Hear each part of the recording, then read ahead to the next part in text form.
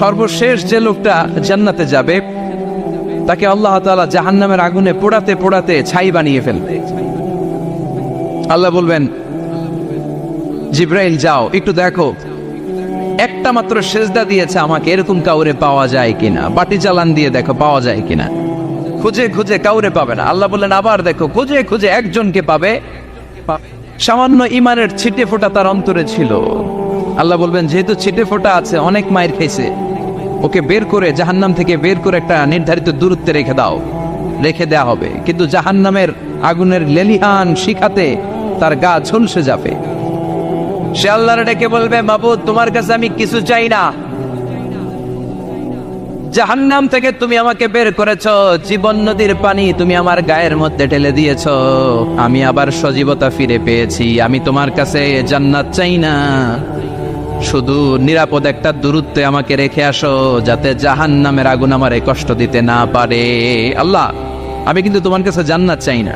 কি চাই না? কি চাই না? জান্নাত চাই না, কিন্তু জাহান্নামের আগুন আমারে কষ্ট দিচ্ছে, এতটা দূরত্বে রাখো যাতে জাহান্নামের আগুন আমার গায়ে না লাগে।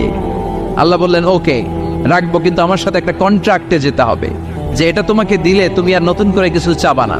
সে বলবে আমি রাজি, কন্ট্রাক্ট হয়ে যাবে। আল্লাহ জিব্রাইলকে বলবেন, যাও এমন দূরত্বে রাখো যাতে জাহান্নামের আগুন ওরে কষ্ট না দেয়। রেখে আসা হবে। অনেক দিন সে ওখানে আনন্দে থাকবে, আল্লাহ শুকরিয়া করবে। সে মনে মনে বলবে, বেঁচে গিয়েছি, আমি বেঁচে গিয়েছি, জীবনে আর কিছু চাই না, জাহান্নাম থেকে আমি বেঁচে গিয়েছি।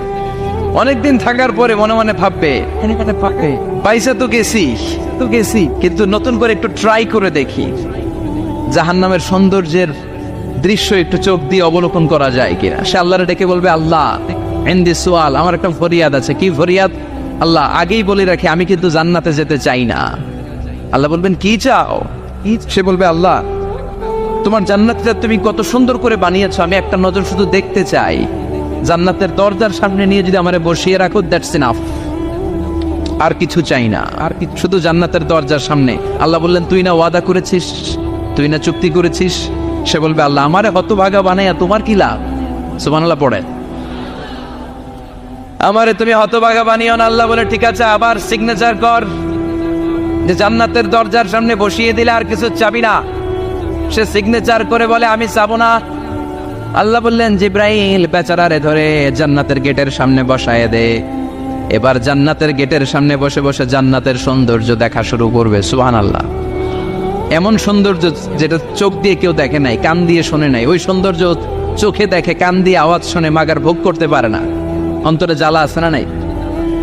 এয়ার কন্ডিশনের রুমে ঢুকতে না পারলেও এয়ার কন্ডিশন